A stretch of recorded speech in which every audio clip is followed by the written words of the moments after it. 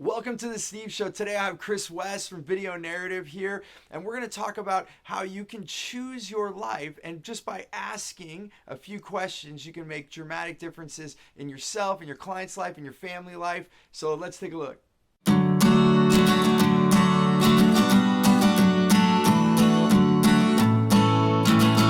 Welcome to the show, Chris. Thanks for coming on. Thanks, man.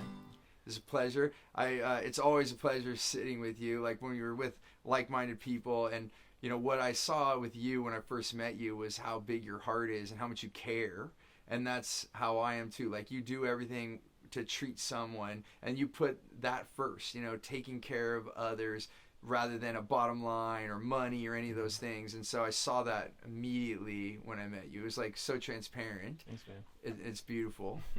And then to see where you've come now, like some of the changes that you've had in your life, and I'm so grateful that you were able to take some of the ideas and run with them.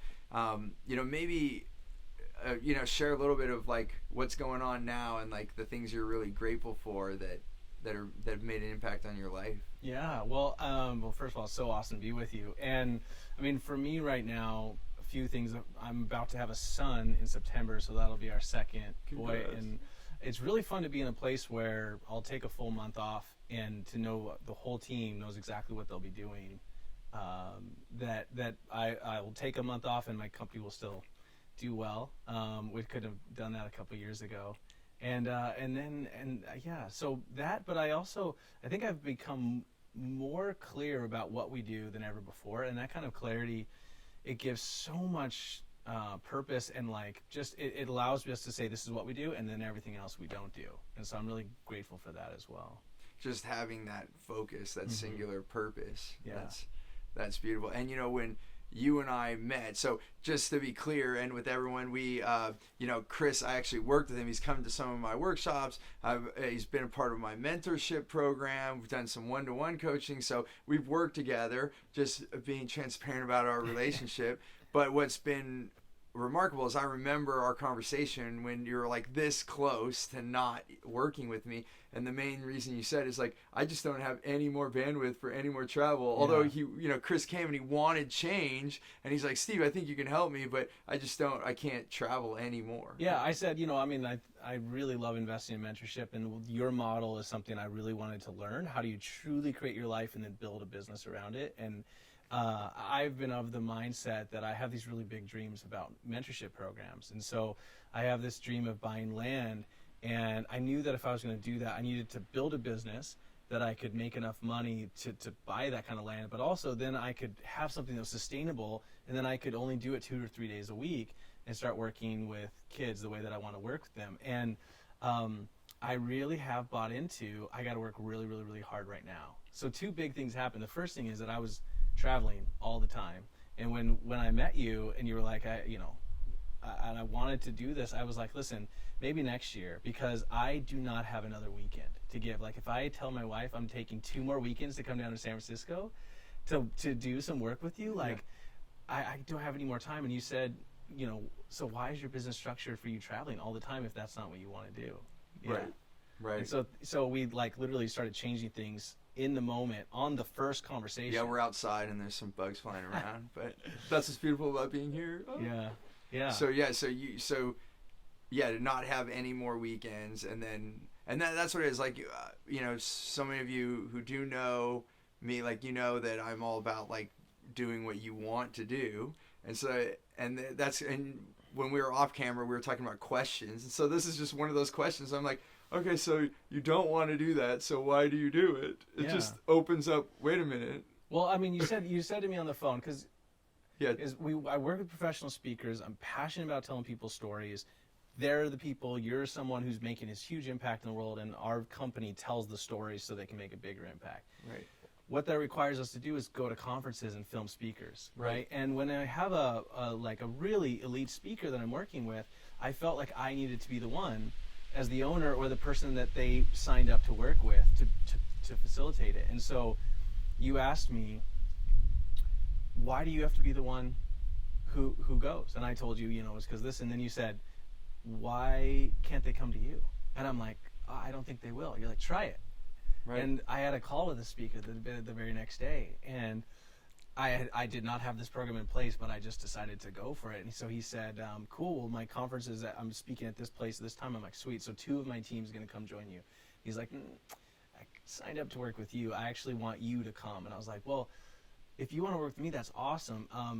I work in Portland, so you would come here to do a lot of that really deep dive narrative work. And he was like, okay, well, what dates do you have available? And I mean, I was waiting on the phone, like, I was like, well, you'd have to come here. I thought I was going to like piss him off or something. He was like, well, what dates do you have? And so what's come out of it is that I have shifted completely. I still do chapter work with different speakers throughout the country, but that's the only trips that I go on. And otherwise, I created this really cool thing. I called this beautiful condo association that's in the heart of downtown. And I said, can I rent a place like 12 times a year? And can I have a lower rate because I'm going to be doing it consistently? Right. And then like there's certain restaurants that are incredible in Portland, and like when someone comes into town, we're working like in studios or in venues that we've already been able to like go out and scout, which we wouldn't be able to do in our city. We were able to curate an entire experience around them. We have dinner, like they stay in a beautiful condo overlooking downtown Portland. Like everything is this experience that didn't exist before. And at the end of that day, I go home and I fall asleep in my own bed, and my wife is so much happier. And this is so cool is that, and you teach this, but everybody gets more value, because one of the things we started doing is we started doing custom headshot photography, because all of my editors, including myself, have a background in photography. We all did photography as well as videography.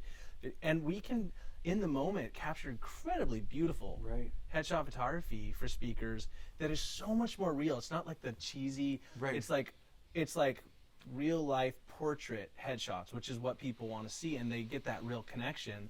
We added so many other things in that day that we wouldn't be able to do when we're working with someone on location, because of how much stress is involved that day of your own event. Right. You're adding all of the moving. Like coming from a production background myself, you know, you're a moving company. When you're out on location, now you're carrying all this gear. Like the fact that they're coming to you, you already have it set up. Even if you shoot on location there, you already have it dialed.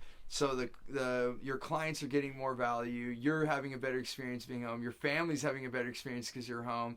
And then have you even charged the same amount? Or? No, yeah. So I mean, I increased the price to cover all of that, and nobody, like, it's an incredible experience that they get, and they're happier. But I didn't like lose money. I actually get to save a plane ticket and a few other things. So what I'm hearing from you is that your clients are gaining more value. You're able to be home, so you have more personal well-being, plus your family has that experience that you're home. You're able to, now you're able to earn more. You have less plane tickets you have to do, so I'm sure you can increase your margin, but what's most important, the clients are actually gaining more results out of it, and so it's a win-win-win-win-win-win-win. How many times do we I know. win here? And it was literally came from just a question, right? And I did this before, but I became so much more intentional about it after that, and after you and I worked together for now almost 2 years. I always ask myself better questions now, like, what's another way I can do this? Or like this sucks, what can I do differently? Or, all those things. Right. One of the things that I also did was, it wasn't something that you taught, but it was something that I learned by asking better questions, is that I was getting really tired of 50% up front, 50% when I finished in work. I mean, it's a model that works in most places, and speakers use that model most of the time. 50% when you book something, 50% when you deliver the work. Right. But I had so many 50% that were waiting on clients because their schedule was busy and they couldn't give us the feedback. Right. And so all of a sudden, like, my cash flow was entirely dependent on other people's schedule, and I hated that. So I just asked myself, what's a better way that I can do it? And we created a way where we work with less people with a much higher result. We charge more for it, but we get way better results. We have a set number of people we work with each quarter, and they pay every month for that for 4 months. A down payment and 3 more is on the date every month of that date. And so all of a sudden, my business went from this 50% up front, 50% hopefully we'll get it when the project you finish, and whether they're delaying it or you haven't delivered it yet, either way, you're waiting for the money. Exactly. And I also had to put a lot more pressure on my editors to say, like, guys, we have got to make payroll. you got to finish this. That's such like terrible feeling. I would never say that. Like that was the pressure in my head. But that's what was going on, and then you verbalized. But I would say, you know, guys, we got to pick up the pace. Where now we work with less people, and it's not that we want to work slower. It's that we want to do better work.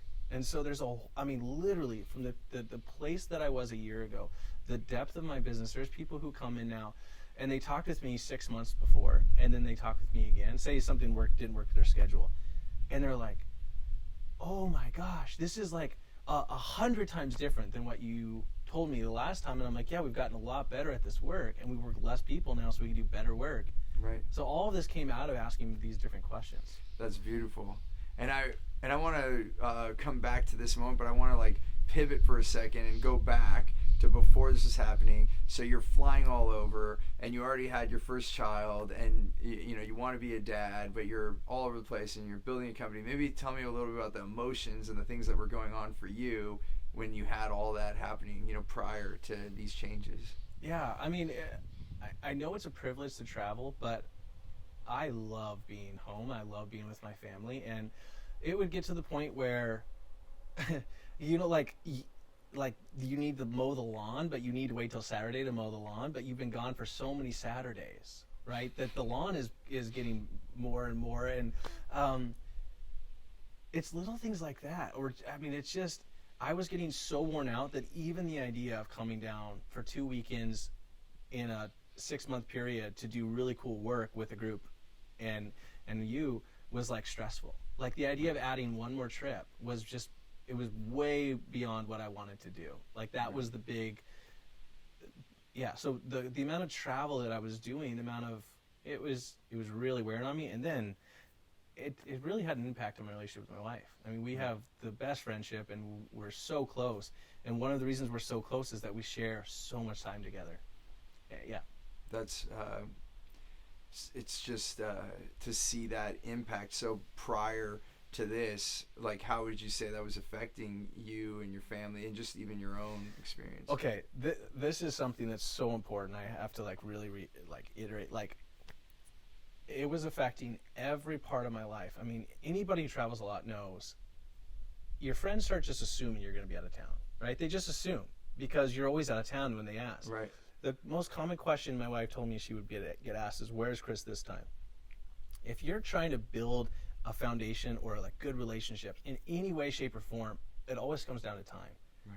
And I had no time for those relationships, not because I didn't care and because I'm trying to be very intentional with it, because I was traveling like 3 to 4 times a month, right? And so people assume I'm going to be gone. The other thing is that when you travel, you get out of sync. You can't come back in and like be as productive. There was no like true, this is my ideal week and I'm going to stick to it. The other thing was that while I was traveling a lot, our company was really growing, and I actually hired 4 people at the same time, and I knew I needed to onboard them right.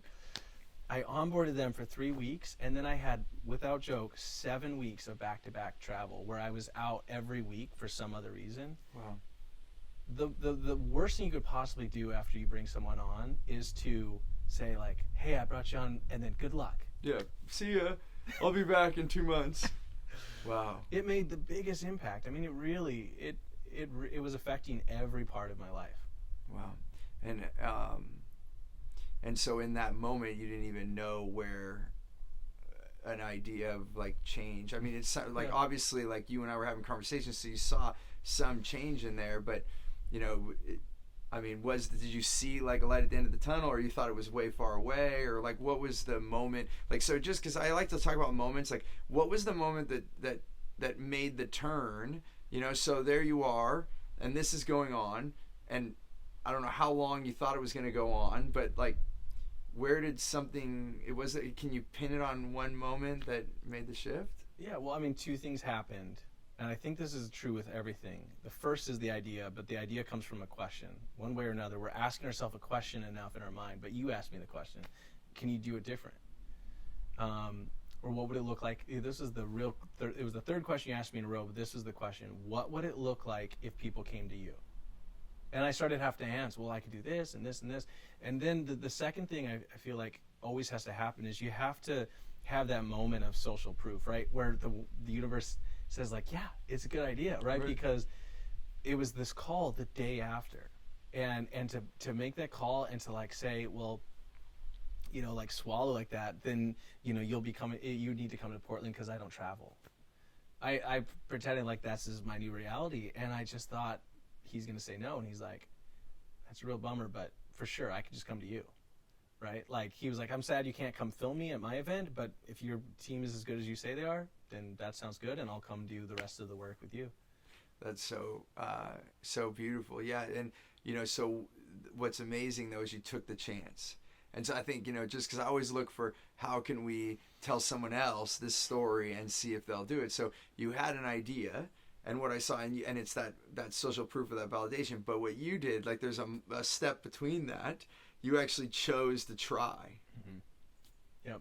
Right? You know, it's like anything. It's like how sometimes I talk to my kids and like something will get served for dinner and they'll be like, I don't like it. And they didn't even try it yet. You know, I'm like, how do you know? You know, and it's that whole thing. And then once you try, then tell me if you like it or not, you know. But sometimes in business, it's hard to take that leap. So if we rewind just a little bit, what part of you made the belief strong enough to just give it a try? I mean, like, you must have thought, well, I guess the worst they're going to say, or I don't know, I'm not going to put the words in there. What allowed you to make that decision? I think in this situation, the pain of what it was costing me not to try it was more overpowering than just going for it. Right?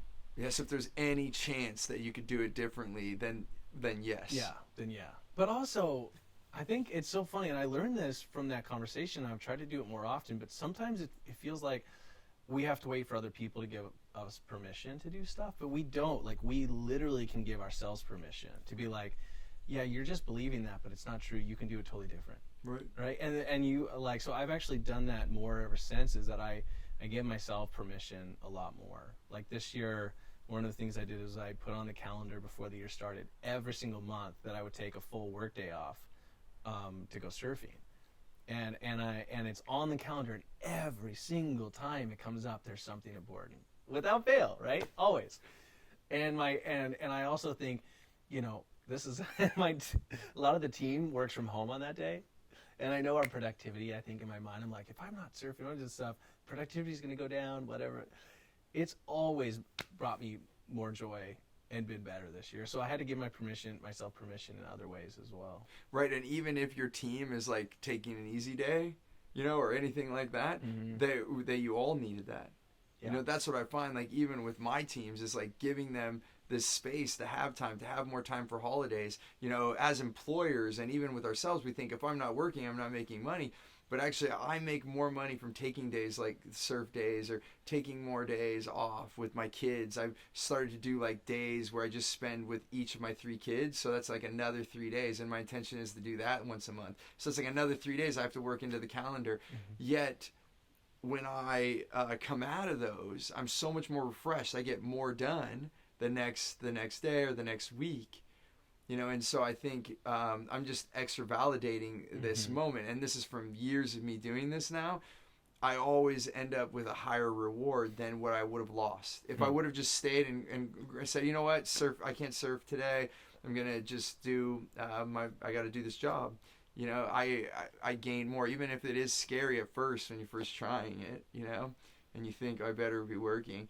Now on the other side, after trying it out, mm-hmm. I notice the results. Yeah, and it goes right into the, I think, an area of leadership. I had this realization on a run the other morning, but the best way that I can lead is making sure I have enough alone time, because I come into meetings so much more prepared. I come into things so much more clear. I was realizing, I wrote this down, I was realizing that absolutely leadership comes down to, like, the best leadership for me is the time spent completely alone, where leadership takes that place in your own life, where you're leading yourself into having more space, more time to think, like structuring it out. Like, one of the things that just having kids is that I have to get up at 5 a.m, because if I don't, like, they're up by 6. So in order to have enough space and time to be able to do that, I wake up every morning at 5 to, like, go on a run or still have time to journal or to have the morning things right. that I need to have. And I always say the same thing. You know, when the alarm goes off at 5, I'm like, don't want to go. And I say, if you come back from this run and you think it would have been better to stay in bed, you could stay in bed tomorrow. And it never is, right? But I realized something on that morning that needed to happen in a meeting that day, and it struck me like all of my best leadership decisions come from time off and time away and time to really think and know what I'm going to come into the meeting as, rather than, and I heard something on that meeting that set me up for how to take off this full month when my son is born. Wow. Because I learned something that moment, and I realized there's a few things I haven't put in place with my team to really make sure that they know exactly what the tasks and what the responsibilities that they have while I'm gone are in place. Like, I was thinking about it, but I haven't structured it out. And if I hadn't taken that moment, I would not have heard that. I would not have been as prepared. And right. Yeah, you just made me think of things, how I've changed mine. Just recently, I had a client that there was some confusion and they were unhappy, and I knew that once we talked that we'll be able to handle it. And then my immediate reaction typically would be like to pick up the phone, and I did have it for an inkling. It's like, I better call him immediately, because I don't like when people have that uncomfort, and I want to like solve the problem right away. But then I also was just about to go on a run, and then I'm like, okay, do I take care of this or do I go on my run? And I was like, no, I'm going to go on my run. And I, made sure, and I had my team, so I didn't even do it. The team said, hey, this is what we're going to do. And, Steve will reach out to you. And then I went for my run. And in that run, I like got clarity around even what part did we play in the confusion. And so it helped the whole company, plus the client calmed down and actually wrote down what their main concern was. And we were able to then totally take care of it once I got back. And I think if I would have gotten it, I wouldn't have had the clarity, the client wouldn't have had the clarity, and so having that space is, and if people don't meditate, I actually met this Australian who teaches meditation, and he said, well, if you don't want to meditate, just take a shower. Because in the shower we kind of space out, and there are people, and he has I don't have the names, but he has all of these founders of businesses that all came up with their idea in the shower or on a run or all these things, but it's just giving that moment of time. Mm-hmm. Well, because I think most of the people who watch your show, most of them are leaders, right? And I really think about leadership a lot because I'm a leader in a company. I work with thought leaders, and I think about what does it mean to be a leader all the time. And I think our world needs strong leaders who are driving people towards something beyond them. It's something out here that we can all get to and become better versions of ourselves. And then in my family, there's something, a place, and I share everything with my wife. And she has her level of leadership. There's something that a mother holds as leadership in the family. There's something a father holds as leadership. And I am such a better leader as a father to my wife and to my kids, and she's a better leader to me and to our kids when I have time to be off. And there's always something that's supposed to be done during that time that I should be working on. Right. Or should or could. Could be working. Yeah, it's could, but then we make it a should when it probably isn't, Mm-hmm. So I'm with you. There's always more to be done. So one thought that I'll add on that, and then I want to ask you like final question, and you and I could talk forever, but I have kind of one big final question, but I've noticed when we look at just time, we can fill it up all of that time, and really there is no time management. Time's just going to keep going, so it's just really managing ourselves, and you can always fill it up. There's always more to be done, so it's the fact of just choosing to say, this is the highest priority today, so if I just get that done, instead of having such a to-do list that you feel unaccomplished at the end of the day. Mm-hmm. So it's huge. So the fact that what I was just pointing out is that you're choosing to take that time, knowing that you're now, after experiencing it a while, you're noticing the value. And that's so important about sharing this story with others, is that it's another story of another person that's taking control, and they're doing it. The final question for today, I just was curious if we could just give one idea that's helped with this transition, and maybe we've already did it, so maybe it's just reiterating it. But if someone were not able to talk to us again, this is the last time, what's one thing you would share with them to make an impact? I have found that the absolute number one thing, and I see this be true of everything, is whenever I want to speak, if I ask a question first, I get better results. And this happens all the time. I had an editor, and he just didn't do a very good job on the video that he working on, and I'm sure something was going on. But I was really bummed because it's a really important client, and I knew this was not his quality. And I was gonna have a meeting with him and be like, look, this is wrong, this is wrong, this is wrong. But instead, right before I realized, well, I'm gonna just ask a question. So I asked him, out of 0 to 100%, how much effort did you put into this? And he's like, about 80. I'm like, what caused you to not give the full amount? He's like, well, this was going on, this was going on. I'm like, so what does this week look like? And he literally gave me every answer and owned every part of what he could do different. Right. And I never gave any feedback. Yeah. Like, he literally told me all the things that I would have told him. And I'm serious, like, when it comes to my kids, when it comes to my wife, and myself, right? Because this is the part, I just ask myself a question and my brain has to come up with an answer. Right. And the same with sales. I seriously don't do anything besides ask questions on sales calls. Are we a good fit? Is this the right project? What is your biggest goals? What are the barriers in getting there? What are you trying to achieve? How can we make that happen? And I do like about 5 to 10% of the talking. And the only thing I ever do at the very end of a sales call is if it's a good fit, I say, I know we can get there. Based on everything you said, we could do this, this, and this. Does that sound like a good plan to you? Yeah, that sounds like a great plan. Cool. Would you like to know what kind of investment that would be? Yeah, please tell me. And that's but it's literally all questions. Yeah, that's and I talk beautiful. almost zero.